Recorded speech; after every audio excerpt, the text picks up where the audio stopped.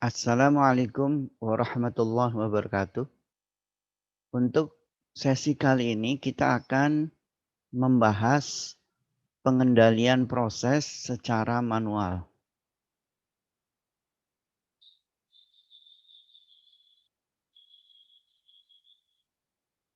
Kita tahu bahwa pengendalian itu ada dua macam. Yang pertama adalah manual control atau pengendalian secara manual, dan yang kedua adalah automatic control atau pengendalian secara otomatis. Untuk memahami hal ini, barangkali kita perlu contoh. Berikut adalah contohnya, yakni pengendalian suhu. Jadi kita contohnya dari sini adalah temperature control, pengendalian suhu. Ini barangkali yang mudah kita pahami. Ini adalah contoh pengendalian secara manual, dan yang ini adalah contoh pengendalian secara otomatis. Skemanya seperti ini. Nah, kalau kita perhatikan, kita misalnya di sini yang masuk ke dalam tangki pemanas itu adalah air dingin. Ini yang masuk ke dalam tangki. Ini masuknya adalah air dingin. Yang kita inginkan adalah keluar air panas pada suhu tertentu. Misalnya suhunya adalah 70 derajat Celcius. Ini misalnya. Masuknya misalnya 30 derajat Celcius. Pemanasnya adalah menggunakan steam atau uap. Ini sebagai media pemanas. Berapa pemanas?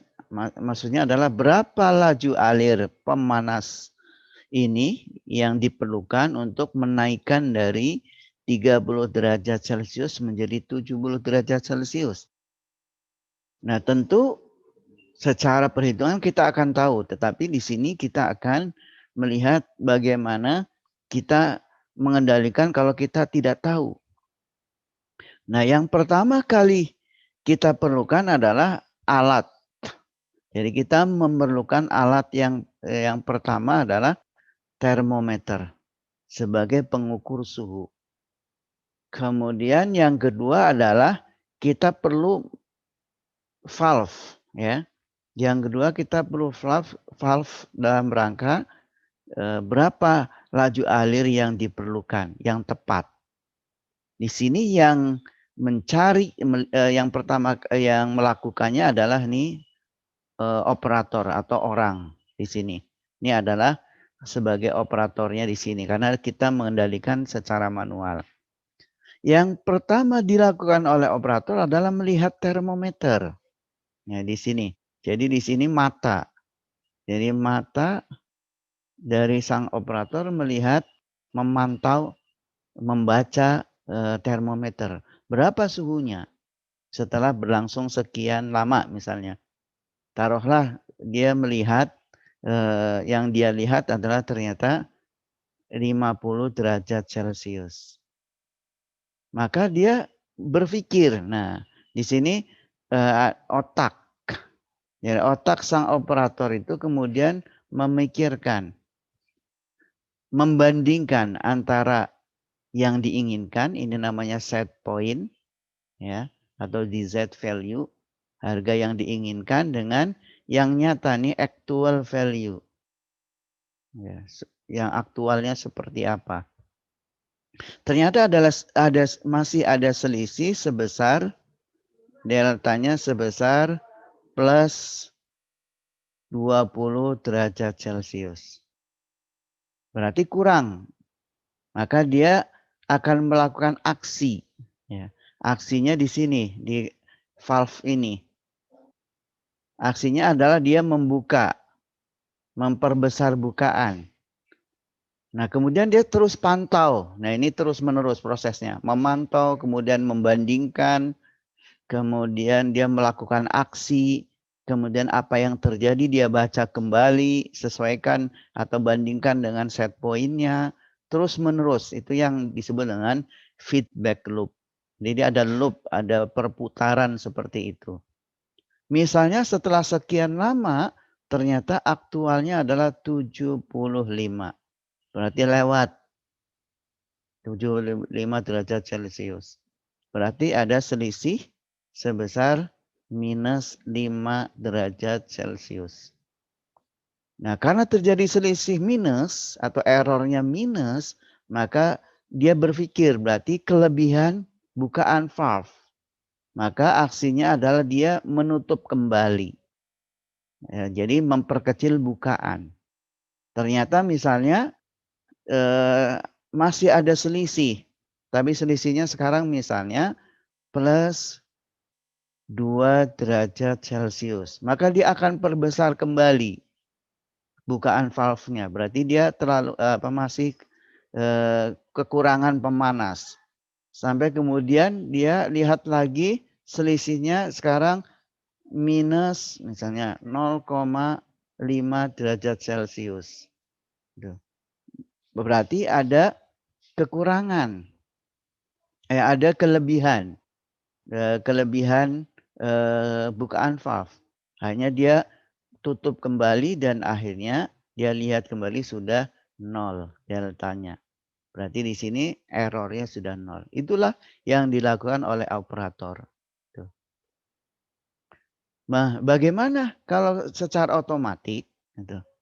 Ya tentu saja yang berperan di sini adalah sebagai pengendalinya adalah controller otomatik. Di sini sebagai pengendalinya, ya. Controller otomatik. Di sini juga ada alat ukur temperatur atau disebut biasanya kita sebut dengan sensor. Ya. Ini pengendalinya biasanya kita sebut dengan controller, ya. Pengendali, gitu. Dan kemudian ini ada alat yang di sini bukan menggunakan valve manual, tapi dia katup pengontrol atau control valve, ya.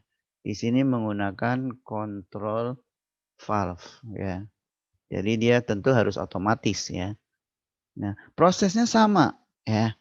Dari sensor didapatkan yang aktual. Nah, di sini controller itu juga sudah dimasukkan harga set point-nya. Kemudian sensor membaca harga aktualnya.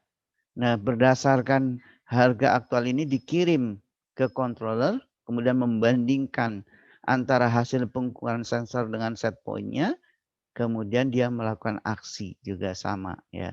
Di sini action, ya. Jadi itu berlangsung secara terus-menerus ini. Tetapi ini pengendalinya secara otomatis. Nah, tentu ini akan lebih cepat, ya. Jadi kalau ada perubahan apapun, ini akan lebih cepat bisa mencapai harga yang diinginkan.